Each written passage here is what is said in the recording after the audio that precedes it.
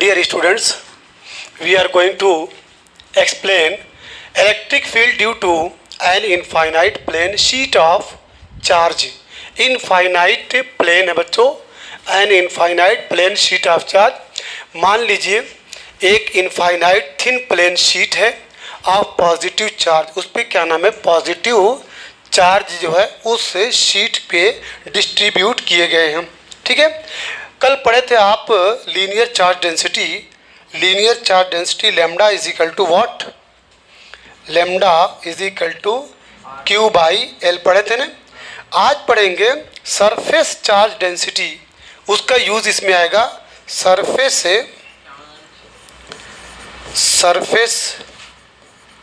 Charge density जिसका symbol sigma, क्या है, sigma is equal to q by a, इसमें एरिया आएगा. ठीक है, तो यहाँ पे देखिए एक फिगर जो देख रहा है, ये एक सिलिंड्रिकल टाइप, ये गासियन सरफेस है जो एज्यूम किया गया है. ये ना समझिएगा कि ये अलग से उसके अंदर कनेक्ट किया गया है, बल्कि उसी के को हम थोड़ा सा उसको जूम दिए हैं कि एक सरफेस एज्यूम किया गया जहाँ पे ये आपका एंड पॉइंट्स है, जो सर्कुलर पार्ट्स है. ओके, ये आपका कर्व्ड पार्ट है, एरिया और ये इलेक्ट्रिक फील्ड. तो यहाँ पे कि मान लीजिए एक बहुत ही पतला इनफाइनाइट प्लेन शीट है और उस पर पॉजिटिव चार्ज जो है डिस्ट्रीब्यूट किए गए हैं. यूनिफॉर्म सरफेस चार्ज डेंसिटी, देखिए सरफेस चार्ज डेंसिटी का सिंबल सिग्मा. ठीक है, on both sides of the sheet के दोनों तरफ, इधर भी और इधर भी, ये बहुत पतला है.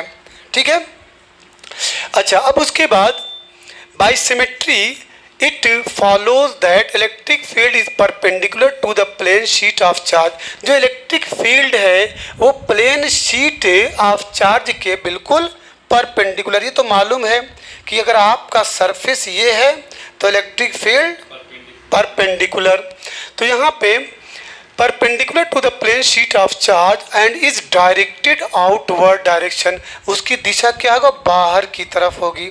ठीक है, to find electric field due to the plane sheet of charge, इस प्लेन शीट ऑफ चार्ज की वजह से अगर हमको इलेक्ट्रिक फील्ड को गेट करना है किसी भी बिंदु पे, मान लीजिए P कोई पॉइंट है, डिस्टेंस R दूरी पे कोई पॉइंट P है, हमको वहाँ पे इलेक्ट्रिक फील्ड को गेट करना है.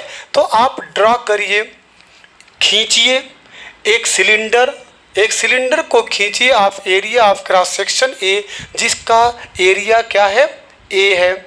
आपको ड्रॉ करना है, खींचना है, ये इमेजिनरी है, पार्ट है. Through the point P at the Gaussian surface since electric lines of force are parallel. अब देखिए ये लाइन आपके लिए बहुत इंपॉर्टेंट है. Since electric lines of force are parallel to the curved surface of the cylinder. जो electric lines of force है वो सिलेंडर का कर्व्ड सरफेस, बच्चों देखिए ये है, ये आपका कर्व्ड सरफेस है, कर्व्ड सरफेस के पैरेलल है. क्यों भाई ऐसा, देखिए ये जैसे ये आप इसको देख रहे हैं ना, ये गिलास देख रहे हैं ना, ये गिलास देख रहे हैं ना, इसका जो एरिया वेक्टर होगा ना, इसका बाहर की ओर, किधर, बाहर. और इस पार्ट का मतलब इस पार्ट का जो एरिया वेक्टर इधर की ओर, तो ये इधर की ओर और ये ऊपर की ओर. तो जाहिर सी बात है इलेक्ट्रिक फील्ड लाइंस भी इधर की ओर और एरिया वेक्टर भी इधर की ओर. तो इन दोनों में theta will be 0 because they are parallel. लेकिन हियर जो उसका कर्व्ड पार्ट है, थीटा विल मेक 90 डिग्री, तो cos 90 विल बी 0. तो यहाँ पे इलेक्ट्रिक फ्लक्स 0, यहाँ पे electric flux will be something. चलिए, तो यहाँ पे जो बात है कि since electric lines of force जो है पैरेलल है, पैरेलल हुआ कि नहीं, इधर ही एरिया वेक्टर ये मुंह इधर ही इलेक्ट्रिक फील्ड लाइन और इधर एरिया वेक्टर। एरिया वेक्टर हमेशा सरफेस के आउटवर्ड परपेंडिकुलरली होता है, पीछे बताया जा चुका है। तो since electric lines of force जो है, ये इलेक्ट्रिक लाइंस ऑफ फोर्स ई इस डायरेक्शन में और एरिया वेक्टर भी इसी डायरेक्शन में, इलेक्ट्रिक फील्ड लाइंस भी इसी डायरेक्शन में, तो ये दोनों क्या होंगे, पैरेलल होंगे। जाके यहाँ दिया है the flux due to electric field.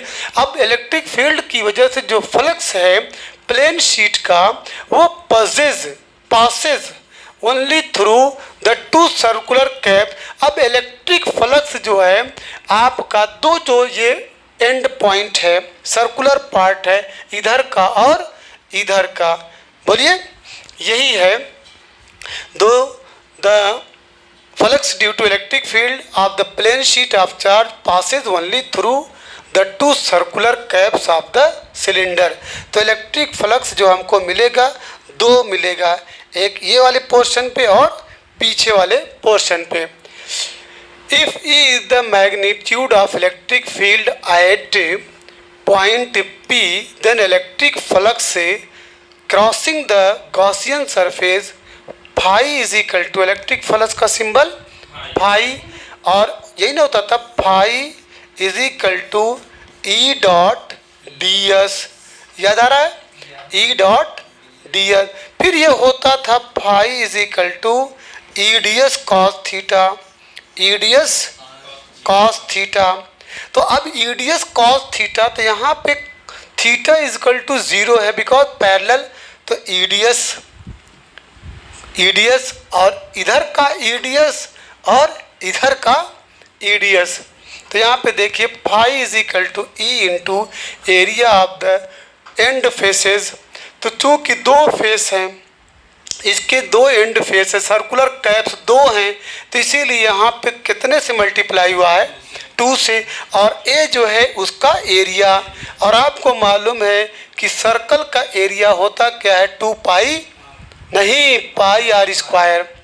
अब अकॉर्डिंग टू गॉस थ्योरम, ये गॉस थ्योरम है, phi is equal to 1/ε0 into q, ठीक है, या ऐसे कह सकते हैं कि 1/ε0 टाइम्स ऑफ क्यू, ये गॉस थ्योरम है। तो जब इसको लगाएंगे तो बच्चों याद रखना, ये क्यू क्या है, चार्ज है, लेकिन ये चूँकि एक प्लेन है, एक प्लेन शीट है, तो यहाँ पे चार्ज डेंसिटी, कौन सा डेंसिटी, सरफेस चार्ज डेंसिटी। तो यहाँ पे देखिए sigma is equal to q by a, तो क्यू इज इक्वल टू क्या हो जाएगा, इंटू हो जाएगा ये सिग्मा इंटू ए। तो यहाँ पे देखिए सिग्मा इंटू ए मिला, तो phi is equal to sigma into A upon epsilon. अब फाई इज इक्वल टू यहाँ पे ई इंटू 2a है, रख दीजिए, तो a से a आपका कैंसिल हो जाएगा, मिला क्या, E is equal to sigma by 2ε0। यहाँ तक आप लिख लेंगे। Thus we find that the magnitude of the electric field at a point due to an infinite plane sheet of charge is independent of its distance from the sheet of charge। यहाँ पे कह रहा है कि इसमें चूंकि R दिख नहीं रहा है, तो इट मीन्स जो है इलेक्ट्रिक फील्ड जो है, ठीक है, due to an infinite plane of sheet of charge is independent, ये इंडिपेंडेंट है, नॉट डिपेंड किस पे, of its distance from the sheet of charge, से कितनी दूरी है वो इसके अंदर मीनिंग लेस है, क्योंकि इसमें ई है, सिग्मा है और एप्सिलॉन है। कंफर्म हो गया। अब नोट भी सुन लीजिए कि अगर क्या नाम है, इनफाइनाइट प्लेन कंडक्टर हो, इनफाइनाइट प्लेन कंडक्टर हो और फाइनाइट थिकनेस हो, बहुत पतला न हो, कुछ वो मोटा हो, कुछ जाहिर बात, जब कुछ मोटा हो तो उसकी थिकनेस होगी, उसकी कुछ न कुछ चौड़ाई होगी, ठीक है, मोटाई होगी, चौड़ाई नहीं, क्या होगी, मोटाई। तो थिकनेस अगर है तो उस केस में गॉसियन सरफेस विल इंक्लूड, तो गॉसियन सरफेस इंक्लूड हो जाएगा sigma into 2a, sigma into, तो sigma a on each side of the conductor, एक कंडक्टर का सिग्मा ए और दूसरी साइड का सिग्मा है, तो सिग्मा इंटू 2a हो जाएगा। तो यहाँ से 2a दोनों कैंसिल हो जाएगा, तो E is equal to sigma by epsilon not. यहाँ देखिए ये एकदम थिन प्लेन शीट के लिए, थिन प्लेन शीट के लिए, यहाँ पे थिक प्लेन शीट के लिए है। कंफर्म हो गया? चलिए अब इसके बाद है ये electric field due to a uniformly charged spherical sheet. Very very important है, ठीक है, and in my opinion this is the last. Okay, चलिए इलेक्ट्रिक फील्ड गेट करना है due to uniformly charged spherical shell है। कैसा शेल है? Spherical shell. देखिए यहाँ पे गौर से पहले देख लीजिए, इसमें आप दो टाइप का डायग्राम देख रहे हैं, एक छोटा स्फीयर और एक बड़ा स्फीयर। छोटा बड़े वाले का जो है स्मॉल आर, यहाँ से यानी पी की जो डिस्टेंस है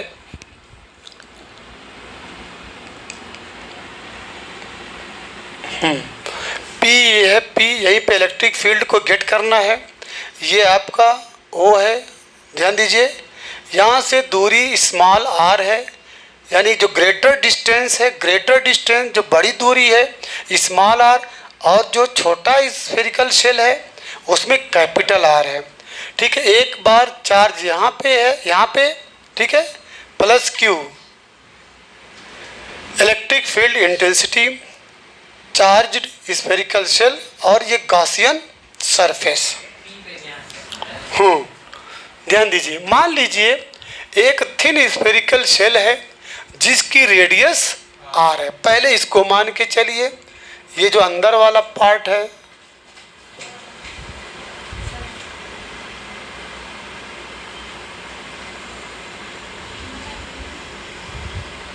ठीक है, इसे मान के चलिए, सुन रहे हैं? तो मान लीजिए एक थिन स्फेरिकल शेल है जिसकी रेडियस बच्चों कैपिटल आर है, सेंटर ओ है, मान लीजिए plus Q be the charge है स्फेरिकल शेल पे। इतना तो दिमाग में आ गया, ठीक है। व्हेन पॉइंट पी, जब पॉइंट पी, दिमाग में रखिए, जब point P lies outside the spherical shell, जब पॉइंट पी जो है स्फेरिकल शेल के बाहर हो, स्फेरिकल शेल आपका कैपिटल आर जो देख रहे हैं ना, इसके बाहर पी आप देख रहे हो, क्या है, जब पॉइंट पी स्फेरिकल शेल के बाहर हो, तो suppose that we have to calculate the electric field at the point P.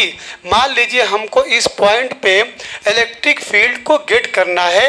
उस पॉइंट पे जब इलेक्ट्रिक फील्ड को गेट करना है तो एट ए डिस्टेंस आर, ये तो डिस्टेंस कितनी है, आर है, ये कैपिटल आर, ये स्मॉल आर, तो जाहिर सी बात है कौन बड़ा है, स्मॉल आर की कैपिटल आर?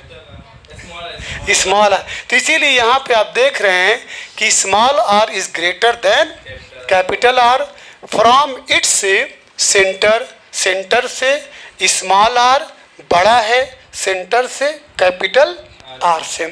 तो ड्रॉ द गॉसियन सरफेस, एक गॉसियन सरफेस को ड्रॉ करो, ठीक है, through the point P, P point से, सो एज टू, क्यों ड्रॉ करें, ताकि वो जो है जब गॉसियन सरफेस को आप ड्रा करेंगे तो enclose the charge spherical shell, तो चार्ज स्फेरिकल शेल को कवर कर लेगा, ढक लेगा, उसको अपने अंदर ले लेगा, इसको कहते हैं इनक्लोज, ठीक है, कोई चीज़ किसी के अंदर आ जाए।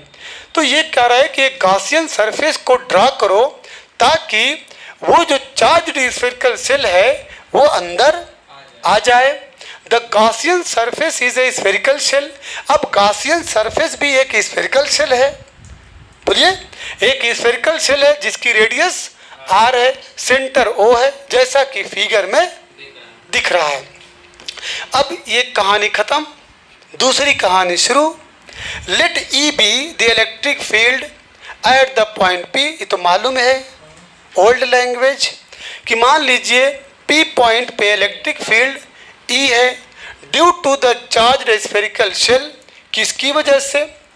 Charge spherical shell. आपको मालूम है जब प्लस चार्ज रहेगा तो इलेक्ट्रिक फील्ड रहेगी। बात समझ रही है भाई? इलेक्ट्रिक फील्ड बगैर चार्ज के उसका कॉन्सेप्ट ही नहीं है भाई। इलेक्ट्रिक फील्ड अगर कहीं है तो इट मीन्स वहाँ पे कोई चार्ज है।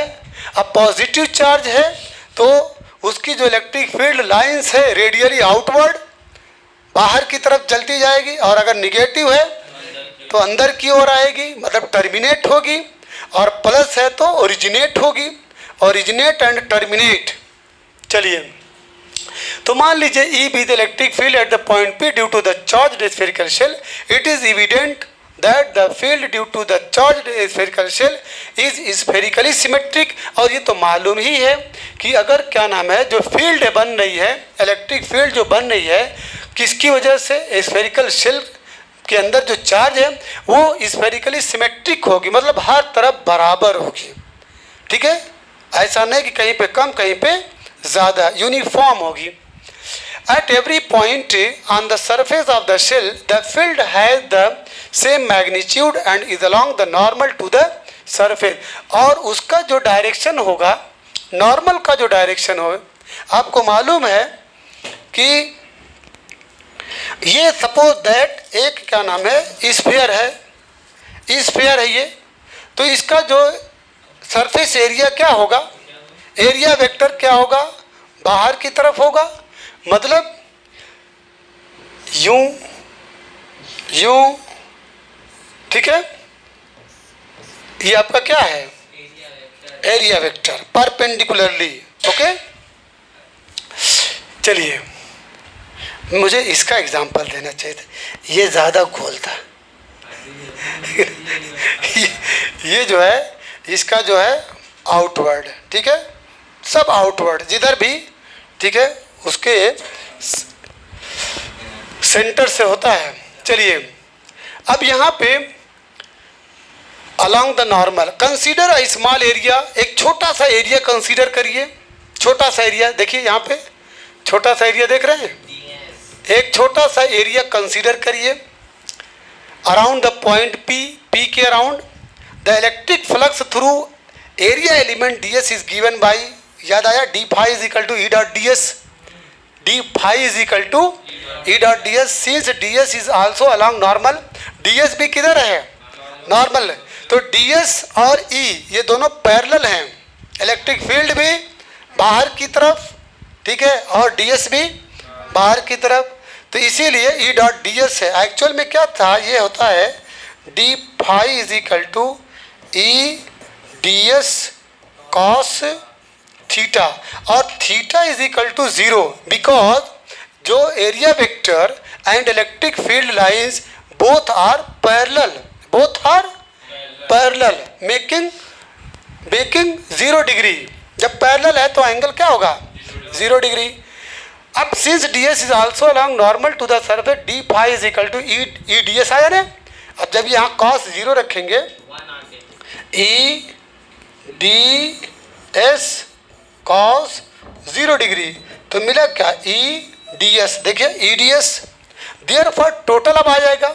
जब total electric flux through the Gaussian surface, तो आपका सरफेस इंटीग्रेशन आएगा, क्लोज्ड इंटीग्रल आएगा।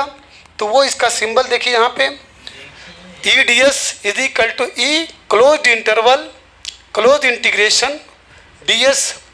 अब ई डी एस सरफेस से integration D S is equal to surface area of spherical shell. अब स्फीयर का सरफेस एरिया क्या होता है? 4 पाई आर स्क्वायर होता है। तो फाई इज इक्वल टू इसका जो रिजल्ट आया था एस आया था, बोलिए, इसका जो रिजल्ट आया था इक्वल ई एस। तो देखिए ई इंटू एस, एस का मतलब 4 pi are square. Since the charge enclosed by the Gaussian surface is q according to the Gauss theorem, तो phi is equal to q by epsilon. अब ये दोनों को equal कर देंगे, देखिए दोनों इक्वल हुआ, e into 4 pi square q by epsilon not.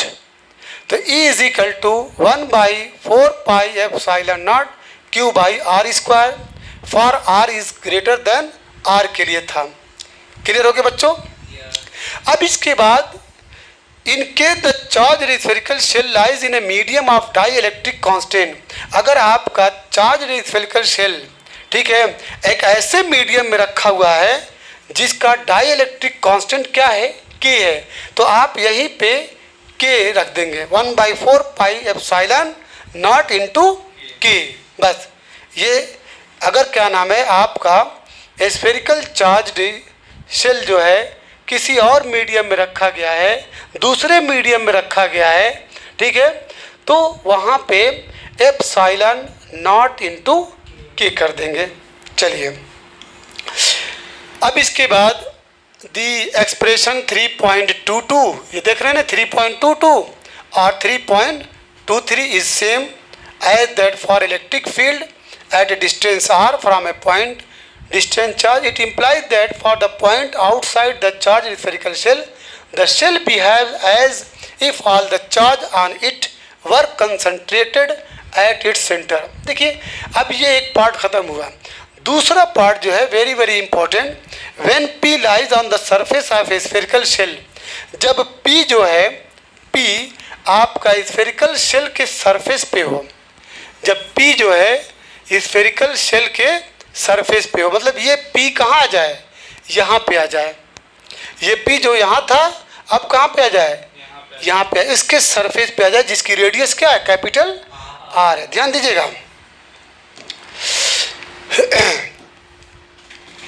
चलिए in case the charge spherical shell lies in, नहीं, when point P lies on the surface of a spherical shell, in such a case the area of the Gaussian surface is equal to the surface area of the charged spherical shell, that is equal to 4 pi r square। अब इस case में जो Gaussian surface बन रहा है वो जो capital R है, कैपिटल R वही सरफेस बन जाएगा जिसका सरफेस एरिया का formula 4 pi capital R square. देखिए 4 पाई कैपिटल R स्क्वायर, बस कुछ नहीं करना है।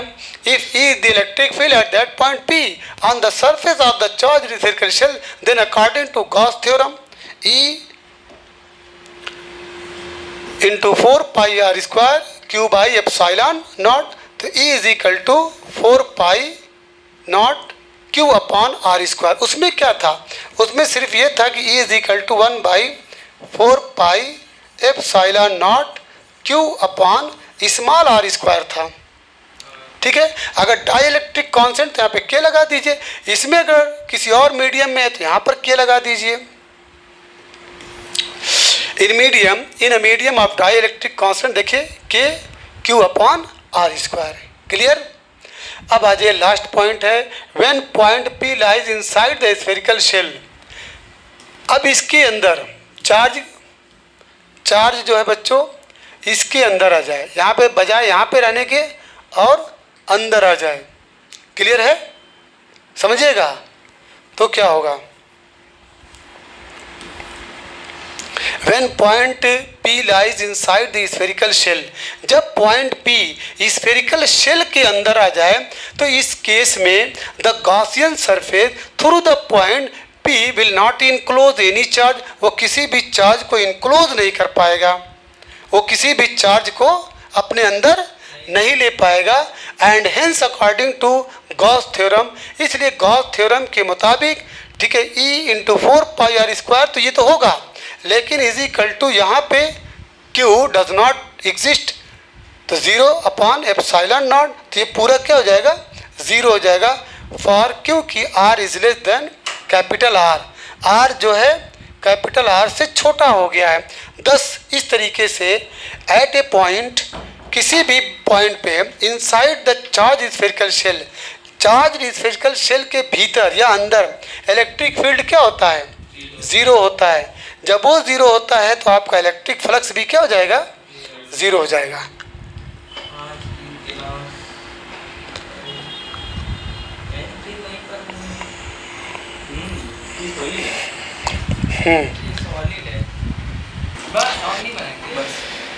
ठीक है बच्चों, यहाँ तक हो गया। और कल जो है हम इसके न्यूमेरिकल प्रॉब्लम को सॉल्व करेंगे।